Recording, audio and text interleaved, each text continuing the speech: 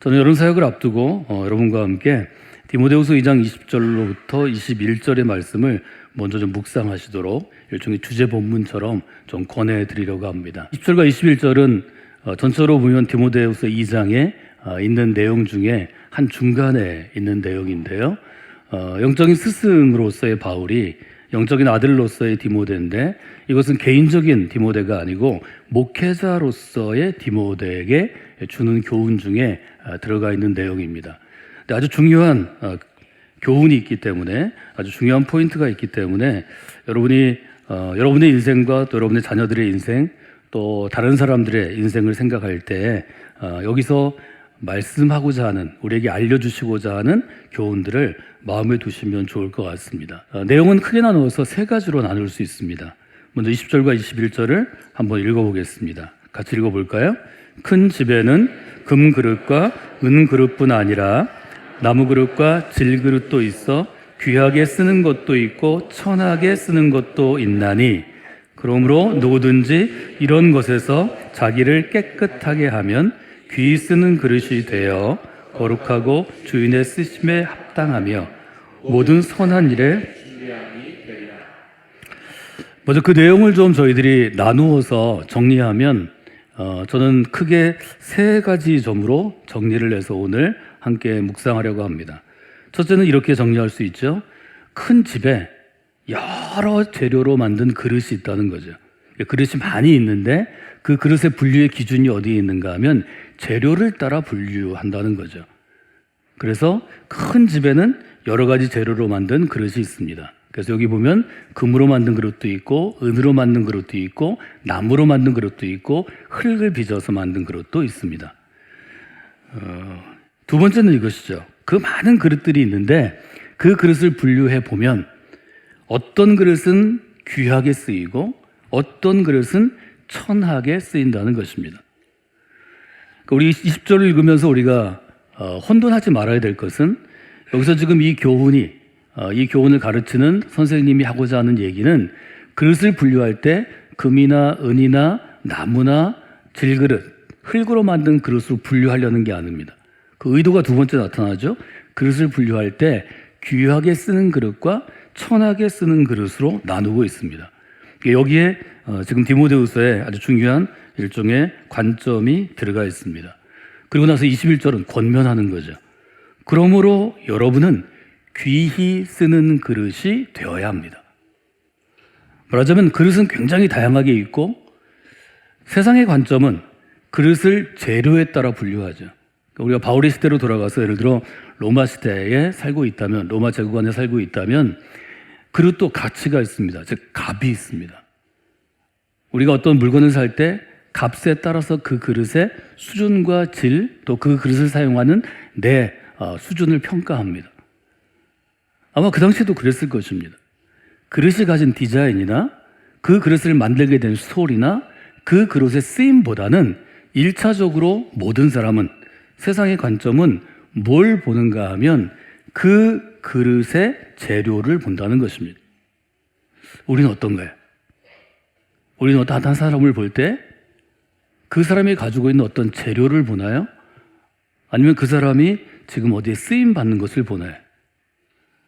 이것은 인생을 바라보고 세상을 바라보는데 아주 중요한 차이점을 줄 수 있습니다. 그렇기 때문에 지금 21절은 디모데에게 주인에게 귀하게 쓰임받는 그릇이 되어야 합니다. 이 점을 아주 분명하게 얘기하고 있습니다. 이 세 가지를 조금 더 우리가 상세하게 나눠보면, 큰 집에는 이라는 말을 할 때 이 큰 집은 무엇을 의미할까? 여러 가지 얘기할 수 있는데 학자들의 의견이 다른데, 제일 많이 동의하는 것은 이 큰 집은 일종의 하나님의 교회, 신앙의 공동체로 우리가 해석할 수 있다는 거죠. 예를 들면 우리 성광교회 공동체가 있습니다. 이 공동체 안에 그릇이 많이 있습니다. 근데 이때의 그릇은 1차적으로 디모데에게 주는 교훈이기 때문에, 디모데와 디모데를 돕는 사역자에게 주는 교훈이기 때문에 목회자와 사역자로 볼 수 있습니다. 디모데는 다양한 재료로 만들어진 목회자 중에 하나입니다. 디모데가 금으로 만들어져 있는지 은으로 만들어져 있는지 나무일지 우리는 알 수 없습니다. 그러나 디모데는 다양한 목회자 중에 하나이고, 디모데 외에도 다양한 목회자가 교회 하나가 아니라 여러 교회를 섬기고 있습니다. 근데 똑같은 재료로 만들어졌어도 두 번째 대목에 가면 어떤 사람은 귀하게 쓰이고 어떤 사람은 그저 그렇게 쓰인다는 거죠. 여기 천하게라고 번역되었기 때문에 제가 천하다라는 말을 별로 좋아하지 않습니다. 근데 귀한 것의 반대가 천한 것이기 때문에 성경은 그렇게 번역했는데요. 천한 것은 1차적으로는 신분에 쓰였죠. 신분이 낮으면 천하다 이런 표현을 했습니다. 그런데 그 사람이 신분이 높아도 하는 말투나 행동이나 생각이 이건 너무 수준이 낮으면 천하다라는 말을 씁니다. 물건에 쓸 때는 물건이 귀하지 않고 뭔가 좀 문제가 있고 하자가 있으면 천하다라는 말을 씁니다. 좋은 재료로 만들어져서 다양하게 만들어진 그릇도 어떤 그릇은 귀하게 쓰이고 어떤 그릇은 천하게 쓰인다는 것입니다. 그러면 생각 있는 사람들은 다음 생각을 할 수 있죠. 그럼 나는 귀하게 쓰이는 그릇이 돼야 되겠구나. 디모데에게 지금 바울은 굉장히 중요한 아주 논리적인 가르침을 주고 있죠. 세 번째, 디모데에게 주는 교훈은 어떤 것일까요? 저는 세 가지로 정리해 봤습니다. 이것은 오늘날 성경을 읽는 성도들에게 또 교회 안에 다양한 그릇으로 쓰임받고 교회를 이루는 우리들에게 시사하는 바가 있기 때문입니다. 첫째, 저는 이렇게 써봤습니다. 그릇의 재료는 바꿀 수 없습니다. 그릇의 재료를 바꾸는 것은 쉬운 게 아닙니다. 금으로 만들어진 그릇이 나무로 만들어진 그릇으로 변화될 수는 없습니다. 저는 이것이 하나님께서 우리에게 주시는 상황의 교훈이라고 생각합니다. 여러분들이 신앙생활 하실 때 다른 사람을 부러워할 수 있습니다. 내가 저 사람처럼 저런 집에 태어났으면, 내가 저런 재능이 있었다면, 이런 여러 가지 생각들을 할 수 있는데요. 성경은 아주 분명하게 우리에게 이미 만들어진 그릇은 재료는 바꿀 수 없다고 우리에게 선언합니다. 근데 바꿀 수 있는 것이 있습니다. 무엇을 바꿀 수 있는가 하면 그릇의 쓰임은 바꿀 수 있습니다. 어떤 재료로 만들어졌든지 쓰임받는 곳은 바꾸어질 수 있습니다. 그럼 어떻게 우리가 그릇의 쓰임을 바꿀 수 있는가? 귀한 그릇으로 사용될 것인가, 천한 그릇으로 사용될 것인가는 두 가지 정도를 생각하면 좋을 것 같습니다. 첫째는 우리가 어떤 재료로 만들어졌든지 귀한 곳에 쓰임받고 천한 곳에 쓰임받는 것은 누가 결정하나요? 그릇의 주인이 결정합니다. 이것을 우리는 믿음이라고 부릅니다. 내가 재료로 만들어진 것은 이미 정한 것이면, 신학적으로 얘기하면 예정된 것이라면, 그러나 그 쓰임은 첫 번째로 주인이 결정할 수 있습니다. 근데 지금 20절과 21절을 가만히 보면, 혹은 디모데 전서와 후서를 전체를 보면 이 쓰임에 대한 결정이 바뀔 수 있다고 우리에게 알려주는 것입니다. 주인의 결정에 따르는 것이지만 그 주인은 자기의 그릇을 아끼는 마음으로, 자기의 그릇을 사랑하는 마음으로 더 귀한 곳에 쓰기를 원한다고 성경의 곳곳에서 우리에게 알려줍니다. 그것이 좋으신 아버지와 같은 하나님이고 선하신 하나님이십니다. 또 하나는 그릇의 입장에 있죠. 첫 번째, 주인의 결정에 따른다면 두 번째는 그릇은 귀하게 쓰일 준비를 해야 한다는 것입니다. 그래서 우리가 귀한 그릇으로 사용되는가 천한 그릇으로 사용되는가는 첫 번째는 주인의 결정이고 두 번째는 그릇의 준비에 따라 달라진다는 것입니다. 웨슬리는 이것을 아주 구원론에서 아주 굉장히 잘 표현을 했는데요. 신학적인 용어니까 제가 언급하지는 않으려고 합니다. 웨슬리에게 중요한 것은 주인의 결정만큼 그릇의 준비, 즉 우리가 거룩하게 되어지는 것, 우리가 성화라고 부르는 것, sanctification이 중요하다고 이야기하는 것입니다. 거룩하게 되어지는 것을 지금 우리 성경에서는 무엇이라고 번역했는가 하면 깨끗하게 만들며입니다. 여기서 깨끗하게 만들다는 것은 자신을 깨끗하게 한다는 것은 여러 가지 생각을 할 수 있겠죠. 근데 자기를 깨끗하게 한다는 것은 어떤 것일까? 여러 케이스를 들을 수 있는데요. 제가 오늘 한 인물의 스토리를 잠깐 소개하려고 그러는데 그분의 스토리에 따르면 자기를 깨끗하게 하는 것은 일단은 자기를 좀 비워내는 것입니다. 우리 안에는 우리의 생각, 우리의 계획, 우리의 뜻, 우리의 목표, 우리의 욕심들이 있습니다. 그릇이 쓰임을 잘 받으려면 자기가 갖고 있는 계획과 자기가 갖고 있는 무엇들을 내려놓으면, 비워내면 주인이 쓰임새에 따라 그 그릇에 다른 것을 채우실 수 있습니다. 이것은 귀하게 쓰임받기를 원하는 모든 사람에게 요청되는 것이고, 특별히 젊은 디모데처럼 열정적이고 자기 성공에 대한 욕구가 있고 또 더 잘해보고 싶은 그런 마음을 가진 목회자에게 아주 중요했을 것입니다. 저는 우리 모두에게 이것이 중요하다고 생각합니다. 우리 신앙생활 가운데 우리는 하나님께 귀히 쓰임받기를 바랄 때가 많이 있고, 여러분의 신앙이 성숙해질수록 더 귀한 일을 감당하기를 원합니다. 그러기 위해서 우리가 해야 될 것은 나의 뜻을 내려놓는 것입니다. 나의 계획을 잡고 하나님께 여쭈어 보는 것입니다. 거기에 내 욕심이 섞여 있다면 그 욕심도 좀 잘라내려고 노력하는 것입니다. 나의 뜻대로, 나의 방법으로, 나의 계획대로 하는 것이 아니라 하나님의 뜻을 따라 하나님의 길로, 하나님의 규모로 나아갈 때 하나님은 그 그릇을 귀하게 쓰시는 거죠. 여러분들이 그런 인생을 살아가시기를 원합니다. 더 중요한 것은 그런 인생을 사는 것이 정말로 잘 사는 인생이라고 아이들에게 알려주시는 것입니다. 때때로 우리는 내 자신의 인생에 대해서는 귀하게 쓰임받는 그릇이 되기를 기도하면서 아이들에게는 세상의 관점대로 재료를 좀 바꿔서 금그릇이 되라든지, 우리가 그런 요구를 아이들이 할 때가 많이 있습니다. 내가 원하는 것을 가득 채워서 성공한 사람이 되라든지, 말하자면 우리가 신앙에서 고백하고 배운 것과는 이율배반적인 요청들을 아이들에게 할 수 있습니다. 아이들이 점점 자라나면서 거기에서 이중성을 발견하게 되면 믿음에서 떠나는 가장 큰 원인이 됩니다. 저는 한 분의 이야기를 좀 여러분과 나누었으면 좋겠습니다. 제가 존경하는 분 중에 한 분인데, 유일한 선생입니다. 유일한 선생은 아주 어린 시절에 미국에 가게 됩니다. 미국에 보낸 아버지의 뜻이 중요합니다. 한 사람의 인생이 귀히 쓰는 그릇이 되기 위해서는 적어도 여러 사람의 영향력이 필요한데, 1차적으로는 부모의 영향이 가장 큽니다. 그의 부모는 유기현이라는 분이었는데, 이분은 아주 일찍 세계를 품은 생각을 갖게 됩니다. 구한말 때입니다. 일제강점기 이전에 그의 부친인 유기현은 자기 어린 자녀를 미국과 유럽에 보내어 교육을 시켜야 우리나라가 주권을 지킬 수 있다고 생각하게 됩니다. 그는 늘 이렇게 얘기했다고 합니다. 이승만이나 박용만 선생의 말처럼 나라가 어수선할수록 장차 인재가 될 인물들을 일찍부터 세계로 보내야 하네. 이때가 1890년대 일입니다.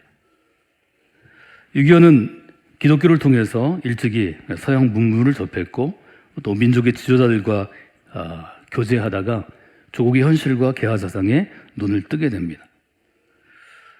유기현이 어린 아들이 10살 때 마침 자신이 잘 지내는 대한제국의 순회공사 박장현이 멕시코로 부임하게 되는데, 미국을 거쳐서 부임하는 그러한 루트로 가게 되는 것을 듣고 아들을 미국에 보내기로 결심합니다. 아내도 반대하고 아들은 떨어지기가 싫죠. 10살 된 아들을 떨어뜨릴 때 아버지는 아들에게 이렇게 얘기했다고 합니다. 너 혼자 잘 되라고 미국 보내는 거 아니다. 우리 가족 잘 되려고 보내는 것도 아니다. 서재필 선생이나 이승만 선생처럼 미국에서 공부해서 우리나라를 위해서 일하라고 너를 보내는 것이다. 저는 유일한 선생의 일대기를 한 그리스도인이 정리하고 소개한 자리에서 이 부분에 크게 밑줄을 쳤습니다. 그리고 제가 그렇게 썼습니다. 세계를 품은 그리스도인을 길러내야 되겠다. 이것이 성관계 믿음의 공동체에서 자라는 아이들에게 어떤 사람이 되어야 합니까? 세계를 품은 그리스도인이 되어야 합니다. 이것을 함께 나눈 지 30년쯤 되었습니다. 그때가 1904년입니다. 1904년에 10살 된 아들을 미국으로 보냅니다. 너무 어린 나이에 또 아무런 도움도 없이 미국에 내던져진 이 아이가 어떻게 살아남아야 했을지를 우리가 능히 상상할 수 있습니다. 지금도 유학은 힘든 것입니다. 지금은 부모들이 생활비를 다 대줘도 아이들이 힘들어합니다. 미국 사회에서 생활비 없이 10살짜리가 혼자 유학하는 일은 불가능한 일입니다. 그러나 그는 1919년에 미시간 대학 상가대학을 졸업하고 그의 필라델피아에서 한인자유대의 결의문을 작성하고 또 이 대회를 통해서 서재필 선생과 만나서 교분을 맺게 됩니다. 1922년에 친구와 함께 라소이 식품회사를 설립하는데 이것이 큰 성공을 거두어서 미국에서 사업가로 자리를 잡게 됩니다. 그러나 그의 마음에는 우리나라를 위해서 일하기 위해 어린 너를 미국에 보낸다는 아버지의 말씀이 아주 가슴 깊이 박혀 있게 됩니다. 그는 호미리 씨와 결혼한 다음에 한국과 계속해서 연관을 갖는데 그 당시에 세브란스 의학 전문학교의 학장이었던 에비슨이 유일한 부부를 초청합니다. 유일한 선생은 연희전문학교 상과 교수로, 호미리 여사는 세브란스 의전의 소아과 과정으로 일해달라고 초청을 합니다. 그때 한국에 올 생각을 하고 또 여러 사람들을 만났는데 주변 사람들은 다 반대했다고 합니다. 미국의 성공한 사업가가 됐고 안정되었는데 왜 일제강점기에 그 망해가는 나라에 돌아가려고 하느냐는 그러한 만류를 받았습니다.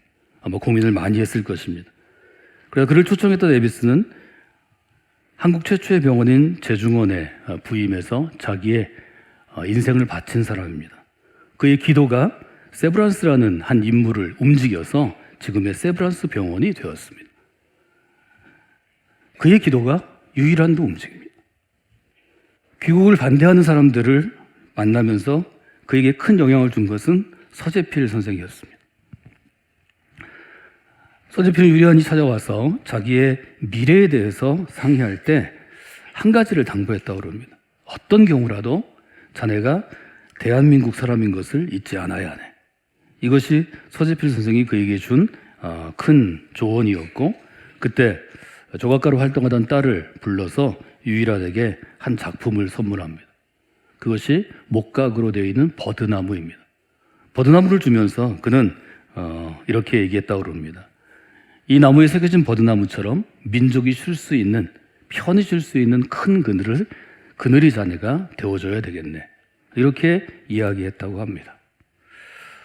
아마 유일한은 그 순간에 큰 결심을 굳혔던 것 같습니다. 그리고 돌아와서는 대학교에서 젊은이들 가르치는 교수직을 그가 선택한 것이 아니고 유한양행이라는 제약사를 만들어서 특별히 그때는 소가리가 많았다고 합니다.